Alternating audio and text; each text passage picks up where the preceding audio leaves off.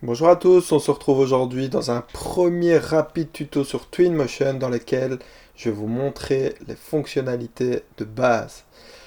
Donc, dans un premier temps, une fois que vous ouvrez Twinmotion, pour vous déplacer, il faut savoir que vous allez devoir utiliser les lettres Z, Q et D, donc un peu à la manière d'un jeu vidéo, et maintenir appuyé la souris, le bouton de la souris droit pour pouvoir orienter la vue.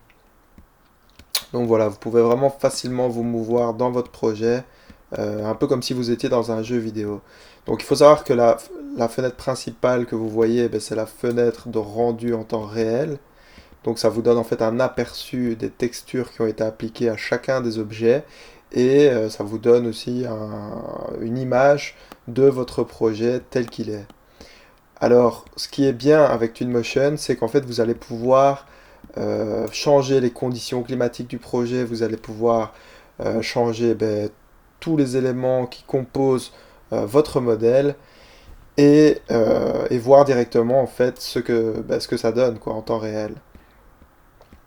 Donc, pour naviguer dans votre projet, vous avez aussi le petit bouton ici, si vous cliquez sur l'œil à droite, vous allez pouvoir changer l'heure de votre projet. Donc forcément, ça va impacter sur la luminosité. Et, euh, et si on met par exemple un rendu de nuit, bon, il faut le temps que ça s'adapte, mais vous allez pouvoir voir progressivement, on va pouvoir quand même avoir une certaine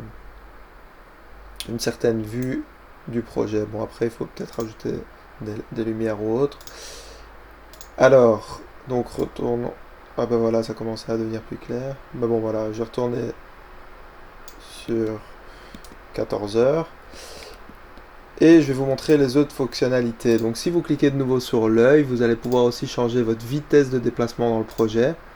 Donc forcément, si vous travaillez sur un plus gros projet, c'est bien de pouvoir se déplacer un peu plus vite pour pouvoir aller d'un point A à un point B. Et vous allez pouvoir aussi aller même encore plus vite ou plus lentement si vous voulez simuler une vision réelle. Donc c'est-à-dire que vous pouvez vous mettre dans votre projet et venir vous mettre comme si vous étiez à pied et comme si vous découvriez votre projet en réalité. Voilà. Alors, autre chose, donc vous allez pouvoir aussi vous mettre en vision BeamMotion VR. Donc là, vous devez être équipé du casque. Vous avez le BeamMotion à pied. Donc ça, c'est vraiment, ça vous permet vraiment de vous déplacer dans votre projet comme si vous y étiez. Voilà, et ça vous donne une vue plein écran. Alors, qu'est-ce que vous avez d'autre? Vous avez la possibilité aussi de voir le projet du dessus. Donc ça je pense que c'est quand même pas mal. En maintenant la roulette centrale de la souris appuyée, vous allez pouvoir bouger comme si vous le faisiez sur Archicad ou autre logiciel de modélisation. Et donc comme ça, vous pouvez avoir une vue en plan de votre projet, à savoir que vous allez pouvoir aussi sortir ces vues-là si vous le souhaitez. Donc ça, c'est vraiment pas mal du tout. Donc il y a des vues, des projections du dessus, de face, il y a vraiment de tout. Après, c'est à vous de naviguer dans le projet et de choisir les vues que vous voulez, quoi.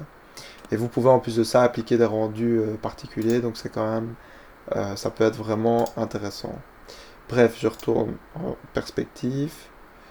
Il y a aussi la possibilité de faire une coupe dans votre projet, bon, qui a l'air apparemment désactivée, je ne sais pas pourquoi. Et alors, juste à côté, vous allez retrouver en fait tous les groupes et objets qui sont intégrés à votre modèle et vous allez pouvoir en fait les sélectionner.